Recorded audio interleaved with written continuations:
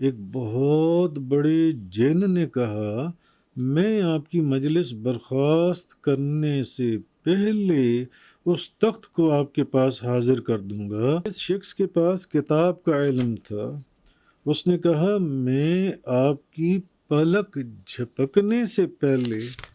اس تخت کو آپ کے پاس حاضر کر دوں گا۔ نبی پاک صلی اللہ علیہ وسلم کی حدیث ہے کہ اللہ کا ولی جو ہے وہ اللہ تعالیٰ اپنے ولی کی آنکھ بن جاتا ہے، اس کا ہاتھ بن جاتا ہے، اس کا پاؤں بن جاتا ہے، اس کی زبان بن جاتا ہے، اس کے کان یہ حدیث موجود ہے۔ غزوہ تبوک میں نبی کریم صلی اللہ علیہ وسلم نے ایک شخص کے متعلق فرمایا، کن ابا ذر، تو ابو ذر ہو جا، تو وہ شخص ابو ذر ہو گیا۔ سلیمان نے حکم دیا کہ اس تخت میں کچھ تغیر کر دو تاکہ ہم آزمائیں کہ آیا وہ اس کو پہچاننے کی راہ پاتی ہے یا ان لوگوں میں سے ہے جو راہ نہیں پاتے۔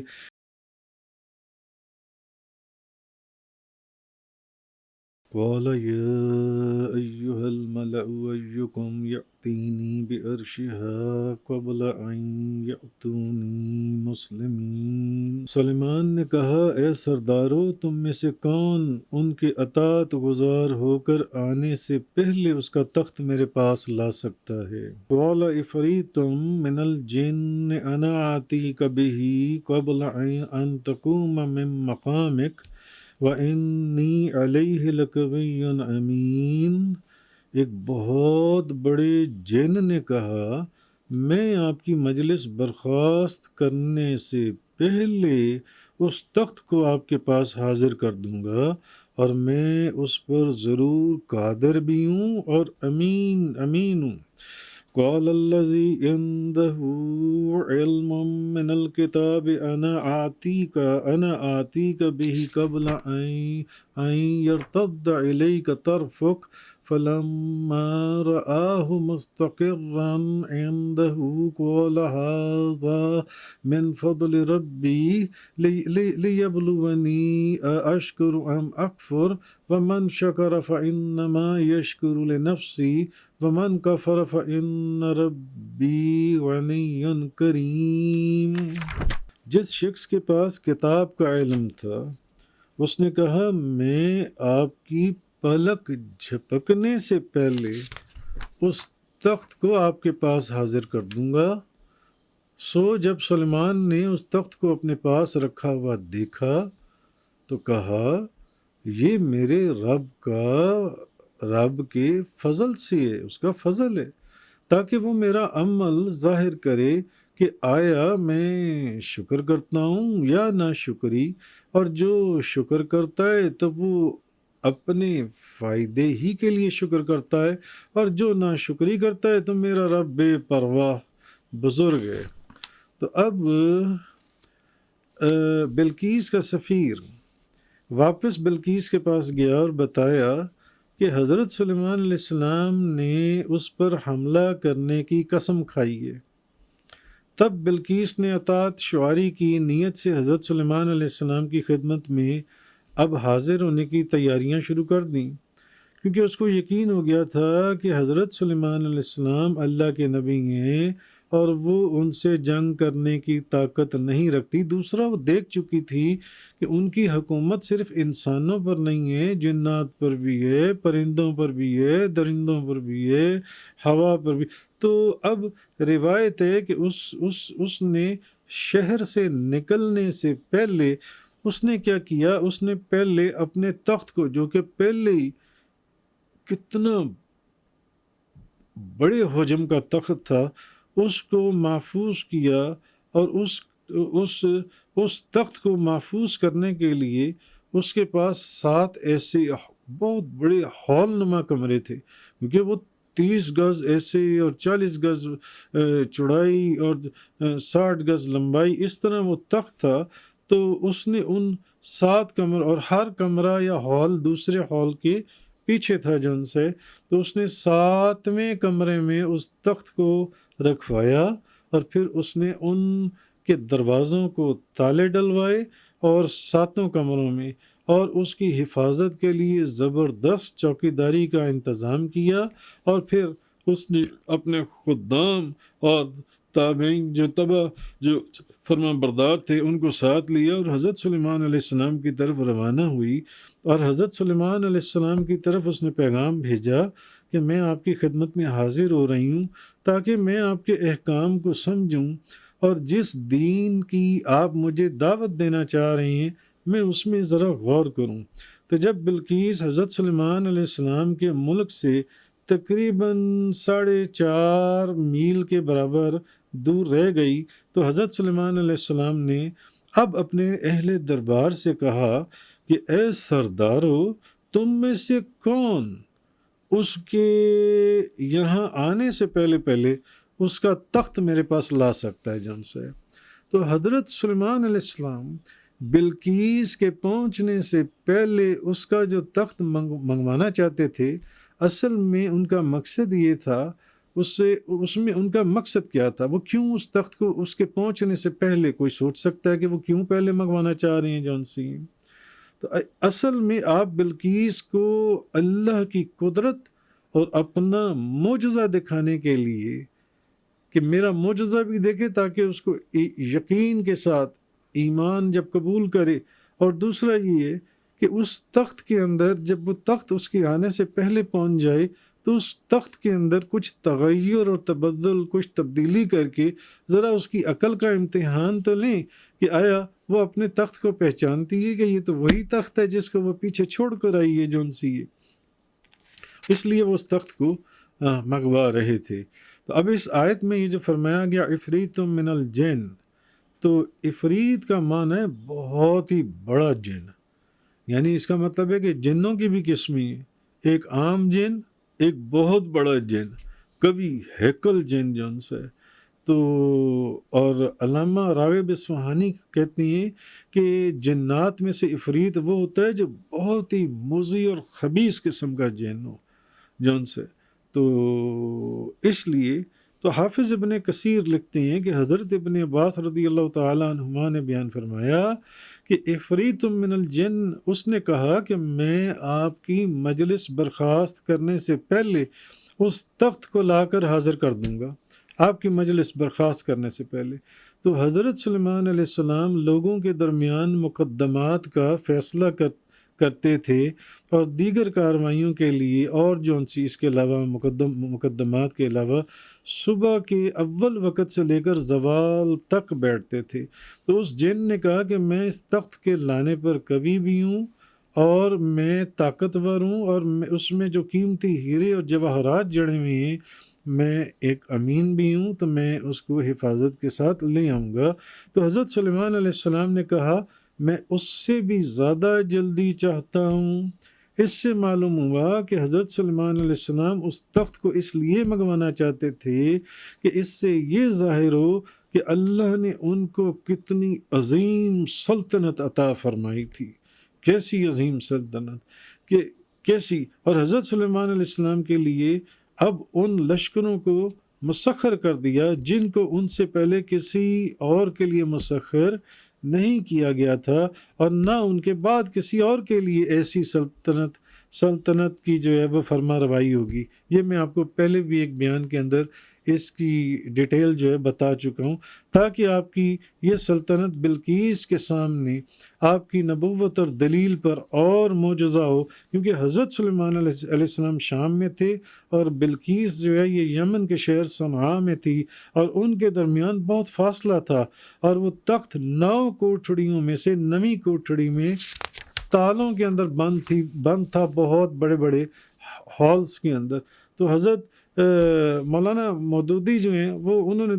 تفہیم القرآن میں لکھا کہ حضرت سلیمان علیہ السلام کے دربار کی نشست زیادہ سے زیادہ 3-4 گھنٹے کی ہوگی، اور بیت المقدس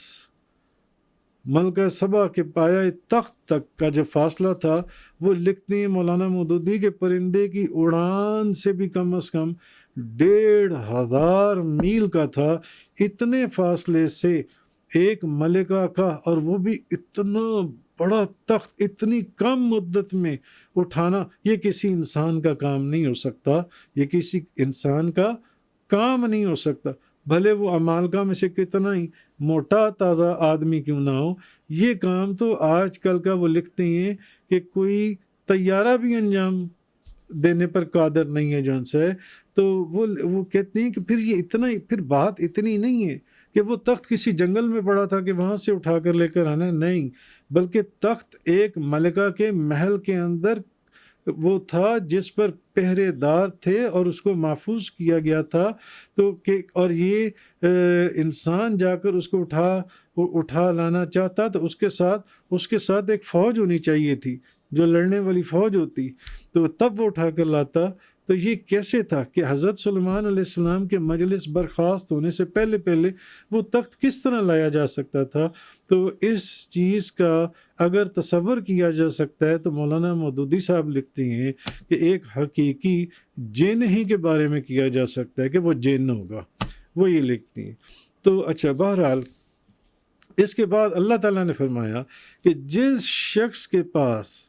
کتاب کا علم تھا اس نے کہا کہ میں آپ کے پلک جھپکنے سے پہلے اس تخت کو آپ کے پاس لا سکتا ہوں۔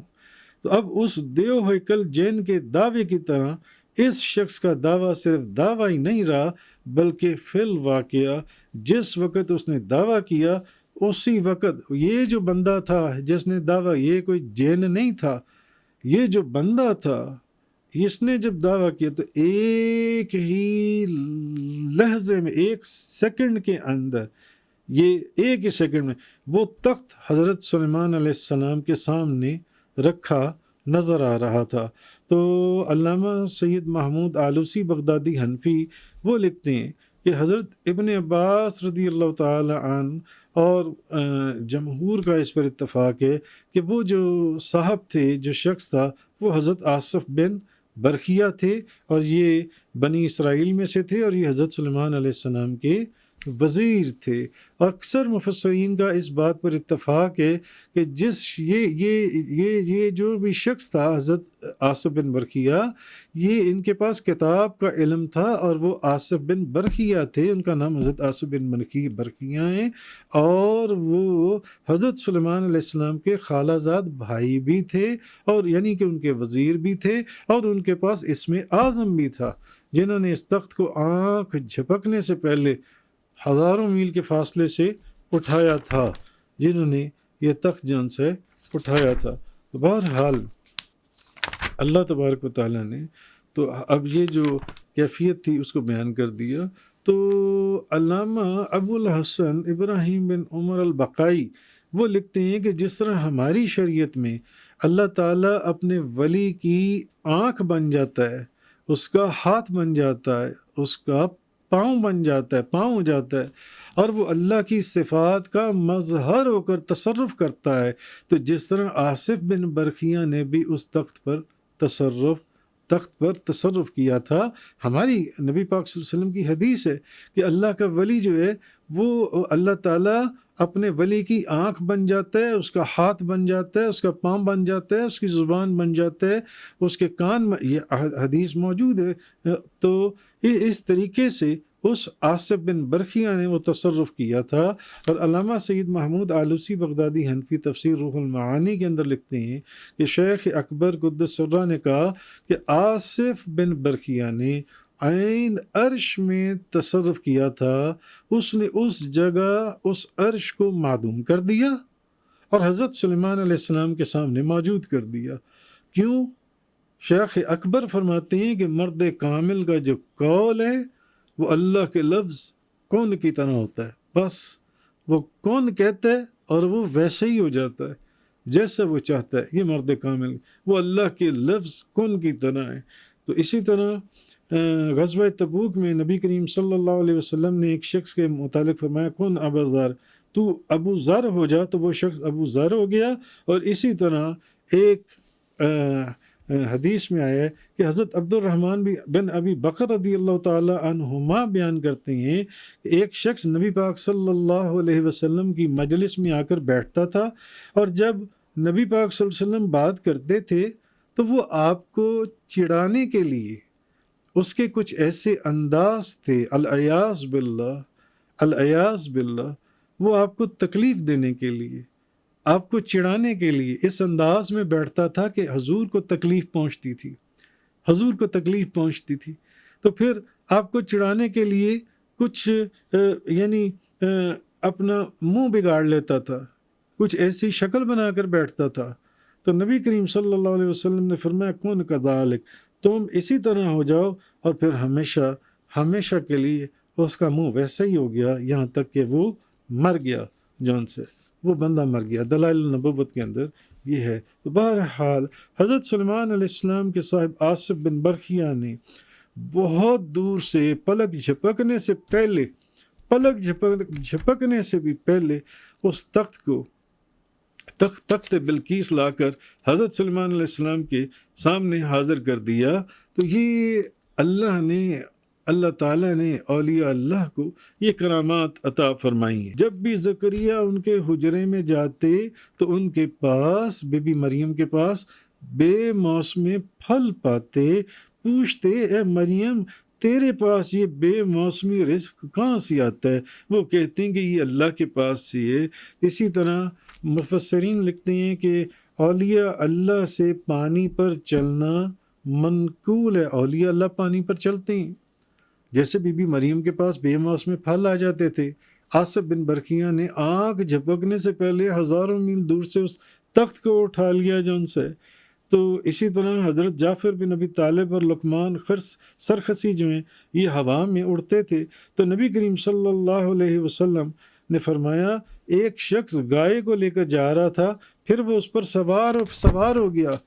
تو گائے نے اس کی طرف مڑ کر دیکھا اور کہا کہ میں اس کے لیے نہیں پیدا کی گئی، میں تو کھیت میں ہل چلانے کے لیے پیدا کی گئی ہوں۔ تو لوگوں نے سبحان اللہ کہا، گائے نے کلام کیا، تو نبی پاک صلی اللہ علیہ وسلم نے فرمایا کہ میں اس پر ایمان لایا کہ اس گائے نے اس بندے سے کلام کیا۔ ایسا واقعہ قلائد الجواہر بہجت الاسرار کے اندر حضور غوث اعظم شیخ عبد القادر جیلانی کا بھی ملتا ہے۔ بچپن میں آپ نے ایک بیل کی دم کو پکڑا تو اس بیل نے آپ سے کلام کیا کہ عبد القادر آپ ان کاموں کے لیے نہیں پیدا کیے گئے جو ان سے۔ تو اب یہ نبی پاک صلی اللہ علیہ وسلم کا بھی واقعہ میں نے آپ کو حدیث سے بیان کر دیا۔ تو حضرت عمر فاروق نے مدینہ منورہ میں منبر رسول کے پر فرمایا، جبکہ نہاوند کے اندر وہ جنگ چل رہی تھی، اور آپ نے حضرت ساریہ کو فرمایا کہ اے ساریہ تو جبل پہاڑ کی طرف ہو جا۔ تو کسی کا اپنی آواز ہزاروں میل دور پہنچا دینا، کسی کا تخت اٹھا کر لے آنا، کسی کے سامنے پرندوں کا بولنا، کسی کا ہوا میں پرواز کرنا، یہ قرآن حدیث سے بی بی مریم کے سامنے بے موسم پھلوں کا موجود ہو جانا، یہ سب چیزیں جو سی ہیں۔ حضرت خالد بن ولید کا ایسا زہر پی جانا جس کا ایک قطرہ بندے کو ایک سیکنڈ کے اندر مار دے، جس کے اوپر وہ سارے لوگ مسلمان ہو گئے جون سی، عیسائی جون سی، یہ سب کرامات اللہ تعالیٰ نے اپنے بندوں کو عطا فرمائی ہیں۔ وَعَلَا نَكِّرُوا لَهَا عَرْشَهَا نَنظُرْ أَتَهْتَدِي أَمْ تَكُونُ مِنَ الَّذِينَ لَا يَهْتَدُونَ۔ سلیمان نے حکم دیا کہ اس تخت میں کچھ تغیر کر دو تاکہ ہم آزمائیں کہ آیا وہ اس کو پہچاننے کی راہ پاتی ہے یا ان لوگوں میں سے ہے جو راہ نہیں پاتے۔ فَلَمَّا جَاءَتْ قِيلَ أَهَٰكَذَا عَرْشُكَ،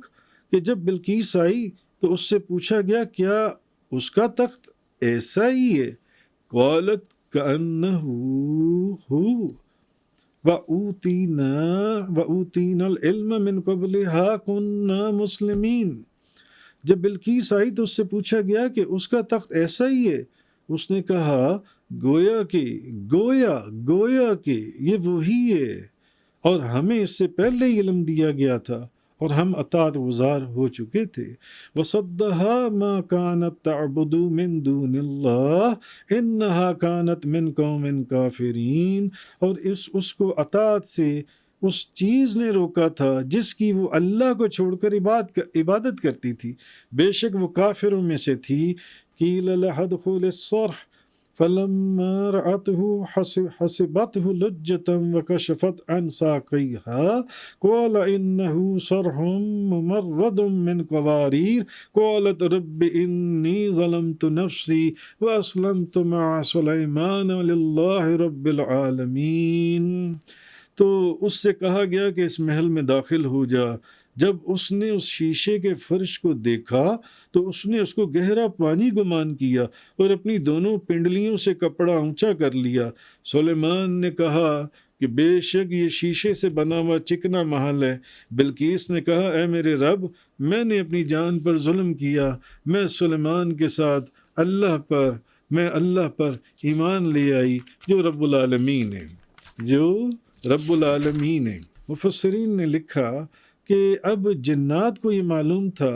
کہ بلقیس کی جو ماں تھی وہ بھی جن تھی، جنیاں تھی، بلقیس کی ماں جو ہے، اس لیے وہ اب جنات کے جو راز ہیں، کیونکہ وہ تو ایک جن کی اولاد میں سے تھی، تو وہ اب آ گئی ہے حضرت سلیمان علیہ السلام کے پاس، تو جنوں کے راز بھائی وہ جان سکتی ہے، تو وہ ان کو خدشہ تھا کہ وہ جنات کے جو راز ہیں وہ ان سے واقف ہے، تو اگر حضرت سلیمان علیہ السلام نے اس کو پسند کر لیا اور اس سے نکاح کر لیا تو وہ تو ان کے سارے جنوں کے راز ہیں وہ سلیمان علیہ السلام کو بتا دے گی۔ اس لیے انہوں نے حضرت سلیمان علیہ السلام کو بلقیس سے متنفر کرنے کے لیے کہا کہ اس کی عقل بہت کم ہے بلقیس کی۔ تو حضرت سلیمان علیہ السلام نے اب بلقیس کی آزمائش کے لیے حکم دیا کہ اس تخت کے اندر کچھ رد و بدل کر دو تاکہ اس کی عقل کا امتحان ہو، وہ اپنے تخت کو پہچان پاتی ہے یا نہیں پہچان پاتی۔ تو بلقیس نے اس تخت کو دیکھ کر پہچان لیا اور کہا گویا کہ یہ وہی ہے، اور گویا کہ اس لیے کہا کہ اس میں کچھ رد و بدل ہو چکا تھا، اس لیے اس نے کہا گویا کہ یہ وہی تخت ہے، یہ تو وہی تخت ہے جو ان سے وہ سمجھ گئی کہ حضرت سلیمان علیہ السلام نے اس کی عقل کا امتحان لینے کے لیے اور اپنی نبوت کا معجزہ پیش کرنے کے لیے میرے پہنچنے سے پہلے یہ تخت یہاں پر پہنچا دیا تاکہ اس کو بھی پتہ چلے کہ یہ آپ سرکار کا یہ معجزہ ہے حضرت سلیمان علیہ السلام کا، اور ہم تو یہاں پہنچنے سے پہلے ہی تو اس نے تو کہا کہ پہنچنی ان کی نبوت کا اعتراف کر کے ہم اطاعت پذیر ہو چکی ہیں جو ان سے، یہ اس نے کہا۔ تو اللہ تعالیٰ نے بتایا کہ اس کو اللہ تعالیٰ کی اطاعت سے، اب اللہ نے یہ بتایا ہمیں، قرآن یہ کہہ رہا ہے کہ اس کو اللہ تعالیٰ کی اطاعت سے سورج پرستی نے باز رکھا تھا۔ وہ جو سورج کو پوچھتے تھے اس نے اللہ کی اطاعت سے اس کو باز رکھا ہوا تھا، کیونکہ انسان جب بھی کسی کام میں مشغول ہو جاتا ہے تو وہ کام اس کو اپنی ضد سے باز رکھتا ہے، جیسے کہ حدیث میں حضرت ابو درداء رضی اللہ تعالیٰ عنہ بیان کرتے ہیں کہ نبی پاک صلی اللہ علیہ وسلم نے فرمایا کسی چیز کی محبت تم کو اس کے ماں سوا سے اندھا کر دیتی ہے، یعنی نبی پاک صلی اللہ علیہ وسلم نے فرمایا جب تم کسی سے محبت کرتے ہو، اگر تم کسی سے محبت کرتے ہو تو پھر اس کے علاوہ جو کچھ ہے اس سے تم اندھے ہو جاتے ہو، پھر تمہیں اور کوئی چیز نظر نہیں آتی، بس پھر جس سے تم محبت کر رہے ہو صرف تمہیں وہ نظر آتا ہے، یہ حدیث ہے نبی پاک صلی اللہ علیہ وسلم کی، اور جو اس کے علاوہ بھی کچھ دیکھے تو پھر وہ محبت نہیں کر رہا جو ان سے۔ تو بلقیس جب اس محل کے قریب پہنچی تو اس سے کہا گیا کہ اس محل میں داخل ہو جاؤ۔ اس محل کے اندر بلقیس نے دیکھا کہ اس محل میں سورج چمک رہا ہے اور اس میں مچھلیاں تیر رہی ہیں، اس نے سمجھا کہ محل کے سین میں پانی بھرا ہوا ہے، یہ تو پانی ہے، اس نے اپنے پائنچے پنڈلیوں سے اوپر اٹھا لیے تاکہ اس کا لباس کہیں گیلا نہ ہو جائے۔ حضرت سلیمان علیہ السلام نے فرمایا بے شک یہ شیشے سے بنا ہوا چکنا محل ہے جس کو تم پانی گمان کر رہی ہو، یہ شیشے کا فرش ہے، پانی تو اس کے نیچے ہے، یعنی مچھلیاں اس کے نیچے ہیں جو شیشے میں نظر آ رہا ہے، اس لیے تم کو اس سے بچنے کے لیے پائنچے یا اپنی کپڑے پر اٹھانے کی ضرورت نہیں ہے۔ تو حضرت سلیمان علیہ السلام کے بے شمار معجزات دے کر بلقیس ان کی نبوت پر ایمان لے آئی، بلقیس جنسی ہے، اور ان کا جو پیغام تھا کہ صرف اللہ کی عبادت کرو، اس کو مان لو،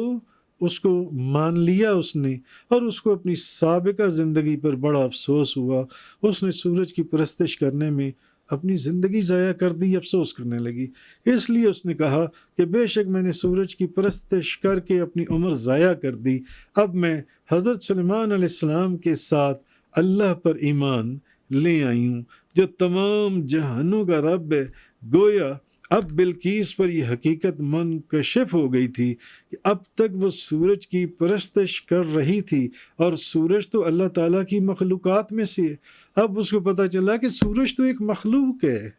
مخلوق کیسے خدا ہو سکتی ہے، معبود ہو سکتا ہے؟ تو سورج ایک مخلوق ہے، اور ہر چیز کا رب اللہ تعالیٰ ہے جو وحدہ لا شریک ہے۔ ہاں، اب رہی بات یہ کہ بلقیس کا، جیسے کہ جنات کا خیال تھا کہ اگر بلقیس کا نکاح حضرت سلیمان علیہ السلام کے ساتھ ہو گیا تو ہمارے سارے راز بلقیس جو ہے حضرت سلیمان علیہ السلام کو بتا دے گی، کیونکہ وہ بھی جن نہیں تو جن کی اولاد تو تھی، اس کی ماں جن تھی، جنیاں تھی، تو یہ بتا دے گی جو ان سی ہے۔ تو اب یہ جو بات ہے کہ اس کا کہ ان کا خیال تھا کہ نکاح حضرت سلیمان علیہ السلام سے ہو جائے، بہرحال اس کے اندر ایک